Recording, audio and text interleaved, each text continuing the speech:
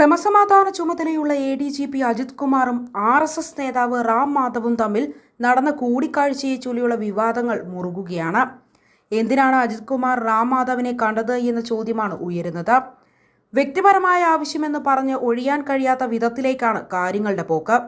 ADGPയുമായി ചർച്ചയ്ക്ക് പോയതിൽ ബിസിനസ് കാര്യമുണ്ട് എന്നാണ് സൂചനകൾ. ചെന്നൈയിൽ ബിസിനസ് നടത്തുന്ന മലയാളിയാണ് ഒപ്പമുണ്ടായിരുന്നത് എന്നാണ് പുറത്തുവരുന്ന സൂചനകൾ.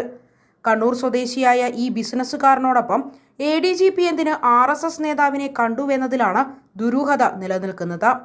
കോവളത്തെ സ്വകാര്യ ഹോട്ടലിൽ കഴിഞ്ഞ വർഷമാണ് ADGP MR Ajith Kumar RSS നേതാവ് റാം മാധവുമായി കൂടിക്കാഴ്ച നടത്തിയത്. തലസ്ഥാനത്ത് നടന്ന RSSന്റെ ചിന്തൻ ശിബിരത്തിൽ പങ്കെടുത്താനെത്തിയപ്പോഴാണ് കൂടിക്കാഴ്ച നടന്നത് എന്നാണ് ഒടുവിൽ പുറത്തുവരുന്ന വിവരം. RSS ജനറൽ സെക്രട്ടറി ദത്താത്രേയ ഹൊസബല്ലയുമായി നടത്തിയ കൂടിക്കാഴ്ച വൻ വിവാദമായതിന് പിന്നാലെയാണ് റാം മാധവുമായി നടത്തിയ കൂടിക്കാഴ്ചയുടെ വിവരങ്ങളും പുറത്തുവന്നത്. സുഹൃത്തിന്റെ ക്ഷണപ്രകാരം നടത്തിയ സ്വകാര്യ കൂടിക്കാഴ്ചയെന്നാണ് ദത്താത്രേയ ഹൊസബല്ലയുമായി നടത്തിയ കൂടിക്കാഴ്ചയിൽ മുഖ്യമന്ത്രിക്ക് അജിത് കുമാർ നൽകിയ വിശദീകരണം. ക്രമസമാധാന ചുമതല വഹിക്കുന്ന ഉദ്യോഗസ്ഥൻ RSS നേതാവിനെ കണ്ടത് ഇന്റലിജൻസ് റിപ്പോർട്ട് മുഖേന അറിഞ്ഞിട്ടും മുഖ്യമന്ത്രി ഇതുവരെയും അനങ്ങിയിട്ടില്ല. അതേസമയം MR അജിത് കുമാർ RSSുമായി പാലമിട്ടത് പോലീസ് മേധാവി പട്ടികയിൽ ഇടം പിടിക്കാനെന്ന വിധത്തിലും റിപ്പോർട്ടുകളുണ്ട്. തൃശൂരിൽ RSS മേധാവിയെ കണ്ട സ്വകാര്യ ആവശ്യം എന്താണെന്നാണ് സൂചനകൾ. സ്വകാര്യ സന്ദർശനമായിരുന്നുവെന്ന് അദ്ദേഹം മുഖ്യമന്ത്രിയെ അറിയിച്ചിട്ടുമുണ്ട്. എന്നാൽ കോവളത്ത് വെച്ച് 2 പ്രാവശ്യം RSS നേതാവിനെ കണ്ടതിന് പിന്നിലെ ലക്ഷ്യം വേറെയാണെന്ന സംശയവും ഉയരുന്നു. സുഹൃത്തെന്ന് അജിത് കുമാർ വിശേഷിപ്പിക്കുന്ന ആളെ കൂടാതെ മറ്റു 2 പേർ കൂടി ഉണ്ടായിരുന്നതായും സൂചനകളുണ്ട്. ഇടത് സർക്കാരുമായി അടുപ്പമുണ്ടായിരുന്ന ടോമിൻ തച്ചക്കരിക്കുണ്ടായത് തനിക്ക് സംഭവിക്കരുത് എന്ന ഉദ്ദേശത്തോടെയാണ് അജിത്ത് കേന്ദ്രബന്ധത്തിന് ശ്രമം തുടങ്ങിയത്. അടുത്ത ജൂലൈയിൽ നിലവിലെ പോലീസ് മേധാവി ഒഴിയുമ്പോൾ കേന്ദ്രം നൽകുന്ന 3 പേരുടെ പട്ടികയിൽ നിന്ന് ഒഴിവാക്കപ്പെടാതിരിക്കാനുള്ള ശ്രമമാണിത്.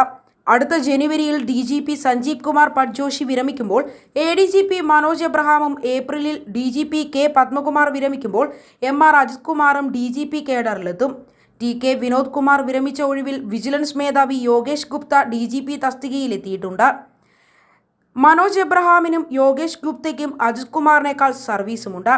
ഈ സാഹചര്യത്തിൽ കേന്ദ്രത്തിന്റെ പട്ടികയിൽ നിന്ന് ഒഴിവാക്കപ്പെടരുത് എന്ന ഉദ്ദേശത്തോടെയുള്ള ബന്ധമൊരുക്കലാണ് അജിത് കുമാറിന്റെ നടപടിയെന്നും വിലയിരുത്തപ്പെടുന്നു.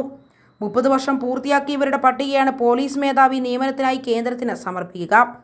6 മാസത്തിൽ കൂടുതൽ സർവീസ് ശേഷിക്കുകയും വേണം.